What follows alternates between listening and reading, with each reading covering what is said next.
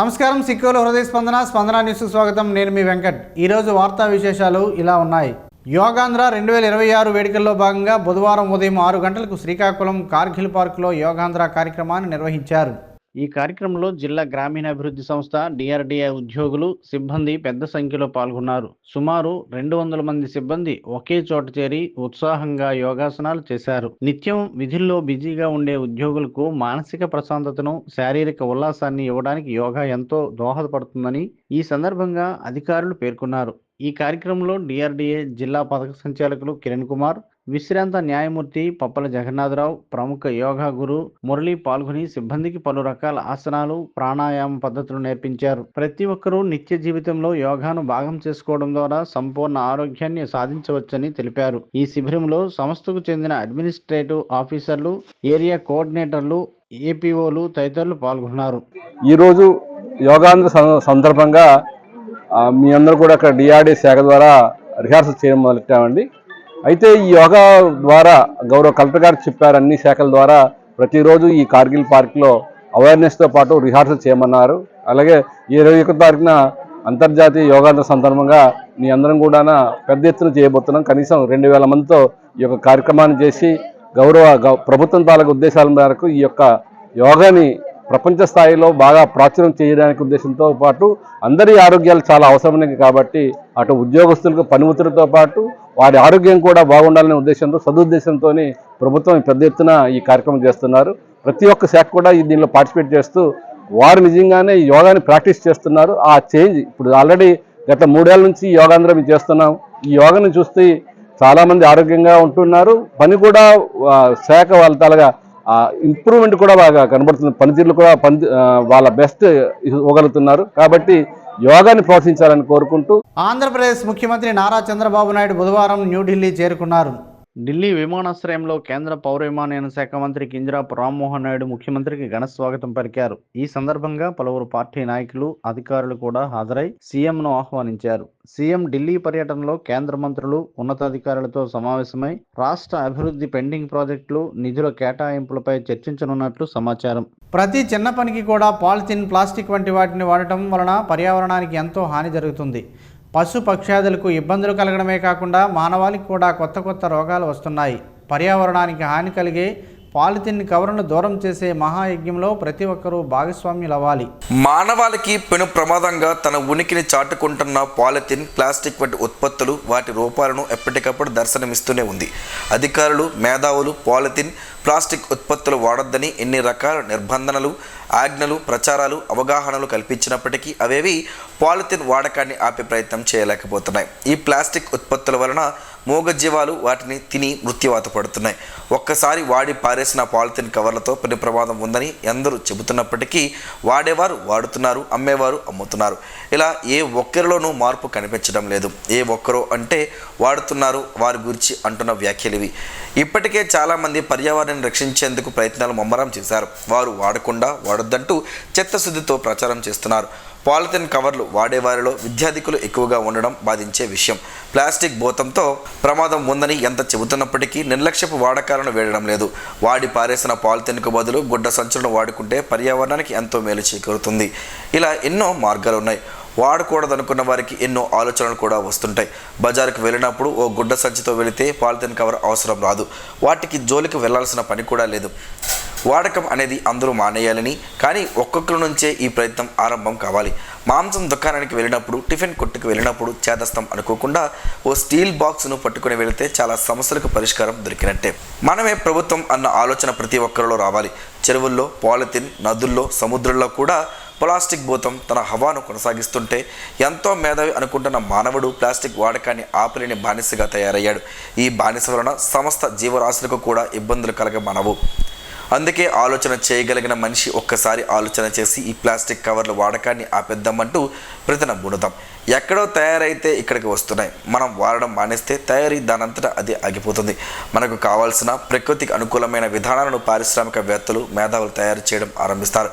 మనం చేయాల్సిందల్లా ఈ ప్లాస్టిక్ భూతాన్ని తరిమి కొట్టేలా ఓ చిన్న ప్రయత్నంతో పాటు ప్రచారం రెండూ చేస్తూ మన బాధ్యతగా ముందుగా మనమే మానేద్దామని ప్రతిజ్ఞ చేయాల్సిన అత్యవసరం ఇప్పుడు అందరి ముందు ఉంది. ఏది ఏమైనప్పటికీ ప్రభుత్వం సింగిల్ యూజ్ ప్లాస్టిక్పై, వాటి ఉత్పత్తి కేంద్రాలపై కూడా నిషేధం చేయడం శుభపరిణామమైనప్పటికీ ఇంకా విచ్చలవిడిగా పాలిథిన్ కవర్లు కనబడడం బాధాకరం. శ్రీకాకుళం కోటరామూర్తి స్టేడియంలో బుధవారం నిర్వహించిన జిల్లా స్థాయి సబ్ జూనియర్ బాక్సింగ్ పోటీలు అత్యంత ఉత్సాహభరితంగా జరిగాయి. పోటీల్లో S Khairish, E Purnachandar, D Akhil, G Shankar Narayana, S Divakar, S Karthik, D Mohar, B Devan Kumar, T Siddharth, G Dharani, D Raveeshwari, V Harshith, A Devendra, G Arjun, D Mahidar విజేతలుగా నిలిచారు. ఈ కార్యక్రమానికి ముఖ్య అతిథులుగా విచ్చేసిన సామాజిక సేవకులు గేదెల ఇందిరాప్రసాద్, మీడియా సంఘాల నేత ఎస్ జోగినాయుడు, జిల్లా బాక్సింగ్ అసోసియేషన్ జాయింట్ సెక్రటరీ వంగ మహేష్ క్రీడాకారులను అభినందిస్తూ రాష్ట్ర స్థాయిలో మంచి ప్రతిభ కనబరచాలని ఆకాంక్షించారు. అలాగే బాక్సింగ్ కోచ్లు ఉమామహేశ్వరరావు, రాజీవ్, రాము, చిన్ని, అప్పలరాజు సమక్షంలో పోటీలు నిర్వహించారు. ఈ పోటీల్లో విజేతలుగా నిలిచిన క్రీడాకారులందరూ జూన్ 12 నుండి 14 వరకు విజయనగరంలో నిర్వహించబడనున్న రాష్ట్ర స్థాయి బాక్సింగ్ పోటీల్లో శ్రీకాకుళం జిల్లా తరపున పాల్గొనున్నారు. ఈ సందర్భంగా జిల్లా boxing association secretary Lakshman Dev మాట్లాడుతూ విజేతలందరూ రాష్ట్ర స్థాయిలో అత్యుత్తమ ప్రతిభ కనబర్చి జిల్లా ఖ్యాతిని మరింత ఉన్నత స్థాయికి తీసుకెళ్లాలని ఆకాంక్షించారు. విజేతలందరికీ హృదయపూర్వక అభినందనలు తెలియజేస్తూ రాష్ట్ర స్థాయి పోటీలకు శుభాకాంక్షలు తెలిపారు. నగరంలోని స్థానిక గాంధీ మందిరం స్వాతంత్ర సమరయోధుల స్మృతివనంలో ఆంధ్ర గాంధీ వావిలాల గోపాలకృష్ణయ్య విగ్రహాన్ని బుధవారం ఆవిష్కరించారు. విశ్రాంత MEPMA PD CH Venkatrao, retired CEO Surangi Mohan Rao, విగ్రహదాత కొమ్ము రమణమూర్తి కుటుంబ సభ్యులు సంయుక్తంగా విగ్రహాన్ని ఆవిష్కరించారు. ఈ సందర్భంగా వక్తలు మాట్లాడుతూ గాంధీజీ ఆశయాలను జీవితాంతం ఆచరించిన వావిలాల గోపాలకృష్ణయ్య స్వాతంత్ర సమరయోధుడిగా, ప్రజాప్రతినిధిగా విశేష సేవలందించారని కొనియాడారు. మద్యపాన నిషేధ ఉద్యమం సహా అనేక సామాజిక సంస్కరణలకు కృషి చేసిన ఆయన నిరాడంబర జీవనం నేటి తరానికి ఆదర్శనమని అన్నారు. అనంతరం విగ్రహదాత కొమ్ము రమణమూర్తిని నిర్వాహకులు సత్కరించారు. ఈ కార్యక్రమంలో జామి భీమశంకర్, బరాటం లక్ష్మణరావు, మెహబుల్లా ఖాన్, పొన్నాడ రవికుమార్, పైడి హరనాథరావు, నిష్టల్ నరసింహమూర్తి, నక్క శంకర్రావు తదితరులు పాల్గొన్నారు. గార మండలంలోని జొన్నలపాడు గ్రామంలోని శ్రీ బృందావనం ప్రాంగణంలో ప్రతి నెలా నిర్వహించే బహుళ అష్టమి కార్యక్రమంలో భాగంగా బుధవారం అన్నమయ్య సంకీర్తన కార్యక్రమాన్ని నిర్వహించారు. Visakhapatnam GST assistant commissioner G Ranimohan ఆధ్వర్యంలో ఈ కార్యక్రమం జరిగింది. ఈ సందర్భంగా అన్నమయ్య కీర్తనలు భక్తిభావంతో ఆలపించి భక్తులను ఆకట్టుకున్నారు. కళింగపట్నానికి చెందిన గాయకులు పుట్నూరు సిస్టర్ గాత్ర సహకారం అందించారు. ఈ కార్యక్రమం భక్తి ప్రపత్తులతో సాగింది. ఈ కార్యక్రమంలో గ్రామ పెద్దలు, శిష్యకరణ అధ్యక్షులు ఆర్విఎన్ శర్మ, ఎస్విడి మురళి, సింహాద్రి శ్రీనివాసరావు, జాక అప్పలరాజు, పుట్నూరు లక్ష్మణరావు తదితరులు పాల్గొన్నారు. ఎస్ఎఫ్ఐ జాతీయ సమావేశాలు జూలై 13, 14, 15 తేదీల్లో విశాఖపట్నంలోని అల్లూరి విజ్ఞాన కేంద్రంలో నిర్వహించనున్నట్లు ఎస్ఎఫ్ఐ రాష్ట్ర అధ్యక్షుడు రామ్మోహన్ రావు తెలిపారు. శ్రీకాకుళంలోని సుందరయ్య భవన్లో బుధవారం జరిగిన మీడియా సమావేశంలో జాతీయ సమావేశాల లోగోను ఆవిష్కరించారు. ఈ సందర్భంగా ఆయన మాట్లాడుతూ విద్య, ఉపాధి, విద్యార్థుల భవిష్యత్తు అంశాలపై దేశవ్యాప్తంగా విద్యార్థి ఉద్యమానికి దిశానిర్దేశం చేసేలా సమావేశాలు జరుగుతాయని, 500 మందికి పైగా ప్రతినిధులు హాజరవుతారని అన్నారు. కేంద్ర విద్యాశాఖ వైఫల్యాలకు బాధ్యత వహిస్తూ మంత్రి ధర్మేంద్ర ప్రధాన్ రాజీనామా చేయాలని, ఎన్టీఏను రద్దు చేయాలని డిమాండ్ చేశారు. ఈ సమావేశంలో ఎస్ఎఫ్ఐ జిల్లా అధ్యక్షుడు డి చందు, జిల్లా కార్యదర్శి ఖగేష్, జిల్లా కమిటీ సభ్యులు దివ్య, హేమంత్, మురళి, ధరణి, పార్థు, భరత్, భాను, గోవర్ధన్ తదితరులు పాల్గొన్నారు. ఈ నెల 12వ తేదీ నుంచి రాష్ట్ర వ్యాప్తంగా ప్రభుత్వ పాఠశాలలు, సంక్షేమ హాస్టళ్లు పునఃప్రారంభం కానున్న నేపథ్యంలో విద్యాశాఖ అధికారులకు రాష్ట్ర వ్యవసాయ శాఖ మంత్రి కింజరాపు అచ్చెన్నాయుడు కీలక ఆదేశాలు జారీ చేశారు. నిమ్మాడ క్యాంప్ కార్యాలయంలో విద్యాశాఖ అధికారులతో సమీక్ష నిర్వహించారు. ప్రభుత్వ బడుల్లో విద్యార్థులకు మెరుగైన వసతులు కల్పించడంతో పాటు విద్యార్థులకు ప్రభుత్వం పంపిణీ చేయనున్న యూనిఫామ్లు, పుస్తకాలు, బ్యాగుల పంపిణీ సర్వం సిద్ధం చేయాలని ఆయన స్పష్టమైన దిశానిర్దేశం చేశారు. పాఠశాలలు ప్రారంభమైన రోజే విద్యార్థులకు ప్రభుత్వం తరపున ఉచితంగా పంపిణీ చేసి స్కూల్ బ్యాగులు, పాఠ్యపుస్తకాలు, యూనిఫారాలు, బూట్లు తదితర వస్తువులను అందించేందుకు అధికారులంతా ముందస్తు ఏర్పాట్లు పూర్తి చేయాలని, పంపిణీలో ఎలాంటి జాప్యం జరగకూడదని స్పష్టం చేశారు.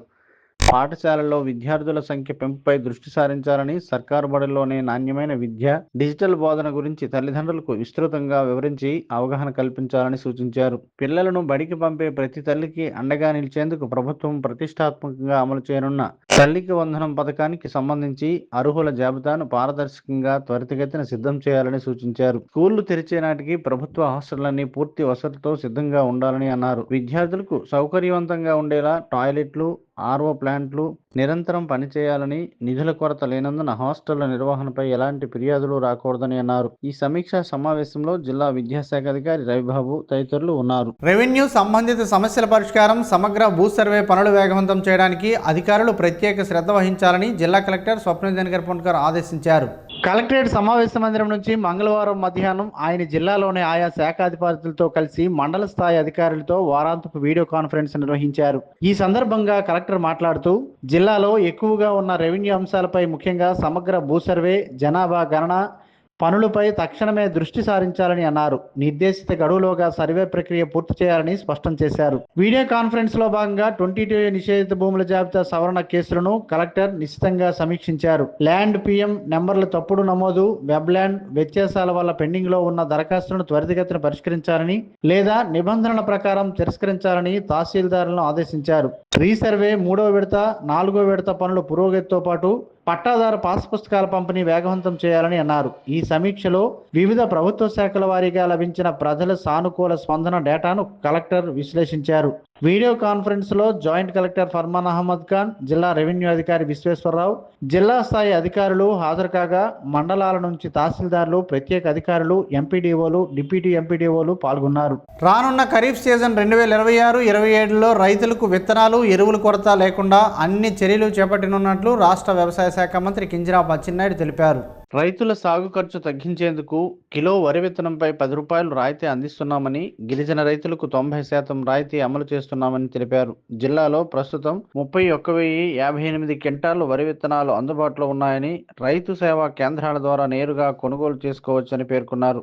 ఎల్ నేనో పరిస్థితులను దృష్టిలో ఉంచుకొని ముందస్తు ప్రణాళికలు రూపొందించామని, ఎరువుల కొరత లేకుండా వారం ముందుగానే కూపన్లు జారీ చేసి సరఫరా చేయనున్నట్లు తెలిపారు. విత్తనాలు, ఎరువుల పంపిణీలో పారదర్శకత పాటించాలని అధికారులకు మంత్రి ఆదేశాలు జారీ చేశారు. ఈ కార్యక్రమంలో కింజరాపు హరిప్రసాద్, వెలమల విజయలక్ష్మి, వెలమల కామేశ్వరరావు, బోయిన గోవిందరాజులు, బోయిన శ్రీనివాస్, పినకాన అజయ్ కుమార్, సహాయ వ్యవసాయ సంచాలకులు కె జగన్మోహన్ రావు, వ్యవసాయ అధికారి ఎస్ గోవిందరావు, గ్రామ వ్యవసాయ సహాయకులు, రైతులు పాల్గొన్నారు. జిల్లాలో నమోదైన సైబర్ ఆర్థిక నేరాలు, ఆన్లైన్ మోసాల పెండింగ్ కేసుల దర్యాప్తు పురోగతిపై జిల్లా ఎస్పీ కెవి మహేశ్వరరెడ్డి మంగళవారం జిల్లా పోలీస్ కార్యాలయంలో అధికారులతో సమీక్ష నిర్వహించారు. ఈ సందర్భంగా ఎస్పీ మాట్లాడుతూ సైబర్ నేరాల ఫిర్యాదులను అత్యంత ప్రాధాన్యతతో తీసుకుని తక్షణ చర్యలు చేపట్టాలని ఆదేశించారు. 1930 హెల్ప్ లైన్ కు వచ్చిన ఫిర్యాదులపై వేగంగా స్పందించి బాధితుల నగదు తిరిగి పొందేందుకు సంబంధిత బ్యాంకులతో సమన్వయం చేసుకోవాలని సూచించారు. సైబర్ మోసగాళ్ల లావాదేవీలను విశ్లేషించి నిందితులను గుర్తించి చట్టపరమైన చర్యలు తీసుకోవాలని తెలిపారు. పెండింగ్ కేసులను త్వరగా పూర్తి చేసి బాధితులకు న్యాయం చేయాలని, ప్రజల్లో సైబర్ నేరాలపై అవగాహన పెంచేందుకు గ్రామాలు, విద్యా సంస్థలు, ప్రజా ప్రదేశాల్లో ప్రచార కార్యక్రమాలు నిర్వహించాలని సూచించారు. సమావేశంలో డీఎస్పీలు CH Vivekananda, D Lakshmanarao, N Bhaskar Reddy, circle ఇన్స్పెక్టర్లు, స్టేషన్ హౌస్ ఆఫీసర్లు, సైబర్ క్రైమ్ సిబ్బంది పాల్గొన్నారు. పొందూరు మండలం రాపాక గ్రామానికి చెందిన 180 కుటుంబాలు వైసీపీని వీడి తెలుగుదేశం పార్టీలో చేరాయి. ఆమ్దాల వలస ఎమ్మెల్యే, రాష్ట్ర పీయూసీ చైర్మన్ కోన రవికుమార్, కేంద్ర మంత్రి కింజరాపు రామ్మోహన్ నాయుడు, ఇన్ఛార్జి మంత్రి కొండపల్లి శ్రీనివాస్ సమక్షంలో వారికి పార్టీ కండువాల కప్పి టీడీపీలోకి ఆహ్వానించారు. ఈ సందర్భంగా నాయకులు మాట్లాడుతూ రాష్ట్ర అభివృద్ధి, సంక్షేమ కార్యక్రమాలను చూసి ప్రజలు టీడీపీ వైపు ఆకర్షితులవుతున్నారని పేర్కొన్నారు. రాపాక గ్రామం నుంచి పెద్ద సంఖ్యలో కుటుంబాలు పార్టీలో చేరడాన్ని స్వాగతించారు. జిల్లా హోంగార్డ్ యూనిట్లో విధులు నిర్వహించి బుధవారం ఉద్యోగ విరమణ పొందిన హోంగార్డ్ ఆనంద రమేష్ను జిల్లా పోలీస్ కార్యాలయంలో అదనపు ఎస్పీ పి శ్రీనివాసరావు ఘనంగా సన్మానించారు. ఈ సందర్భంగా ఆయనకు జ్ఞాపికతో పాటు ప్రశంసా పత్రాన్ని అందజేశారు. అనంతరం అదనపు ఎస్పీ మాట్లాడుతూ ఆనంద రమేష్ తన విధులను క్రమశిక్షణ, నిబద్ధత, నిజాయితీతో నిర్వహించి పోలీస్ శాఖలో మంచి గుర్తింపు పొందారని ప్రశంసించారు. విధి నిర్వహణలో అంకితభావంతో పనిచేస్తూ శాఖకు విలువైన సేవలు అందించారని పేర్కొన్నారు. ఉద్యోగ విరమణ అనంతరం కుటుంబ సభ్యులతో ఆనందంగా, ఆరోగ్యంగా జీవించాలని ఆకాంక్షించారు. ఈ కార్యక్రమంలో పరిపాలనాధికారి CH Gopinath, DSP Seshadri, reserve inspector Shankaraprasad, police కార్యాలయ సిబ్బంది, హోంగార్డ్ యూనిట్ సభ్యులు, కుటుంబ సభ్యులు పాల్గొన్నారు. వేసవి కాలంలో లభ్యమయ్యే ఈత పళ్ళతో పలు ఆరోగ్య ప్రయోజనాలు ఉన్నాయని పలువురు ఆరోగ్య నిపుణులు చెబుతున్నారు. ఆ వివరాలేంటో ఈ రోజు ప్రసారమయ్యే ఆరోగ్యమే మహాభాగ్యంలో తెలుసుకుందాం.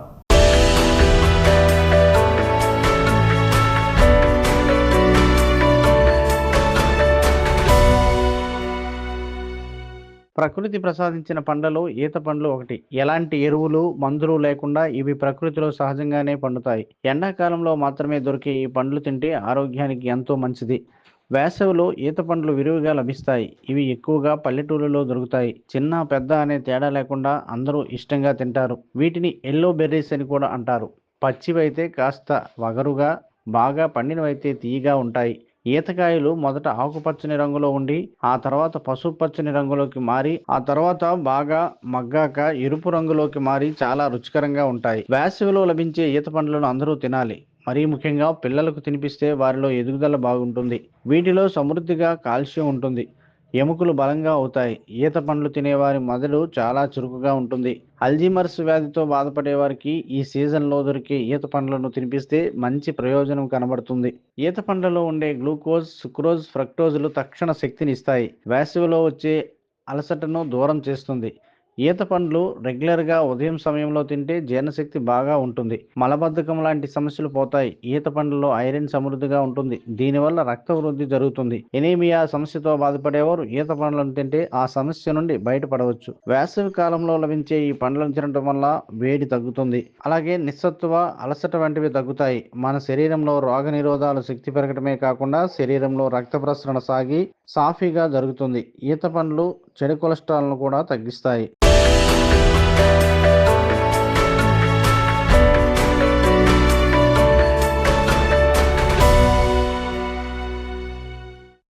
ఈరోజు వార్తల్లో ఒక మంచి మాటను విందాం, ఆచరిద్దాం. సమాజ శ్రేయస్సును కాంక్షిస్తున్న మహనీయుల మాటల్లో నుంచి ఈరోజు.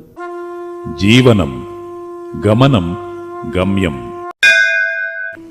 ఋషి చింతన. ఏ మనిషైనా జనాల కోసం త్యాగం చేసినప్పుడు అతను ప్రజల ఆస్తిగా స్వీకరించాలి. నీవు ఇతరులతో సరిపోల్చుకుంటే అసమర్థత మొదలగుతుంది. నీవు పరమాత్మను ఒకరిని మాత్రమే విశ్వసిస్తే సమర్థత మొదలగుతుంది. ఓం శ్రీ గాయత్ర్యై నమః. స్పందన న్యూస్ ఇప్పుడు యూట్యూబ్లో అందుబాటులో ఉంచడమైనది. SDV స్పేస్ స్పందన అని టైప్ చేసి ప్రేక్షకులు తమకు అనుకూలమైన సమయంలో న్యూస్ని వీక్షించగలరు. ఈ వార్తలు ఇంతటితో సమాప్తం. మరలా ప్రసారం అయ్యే స్పందన న్యూస్లో కలుద్దాం. అంతవరకు సెలవు. నమస్కారం. మీ మాటే మా బాట.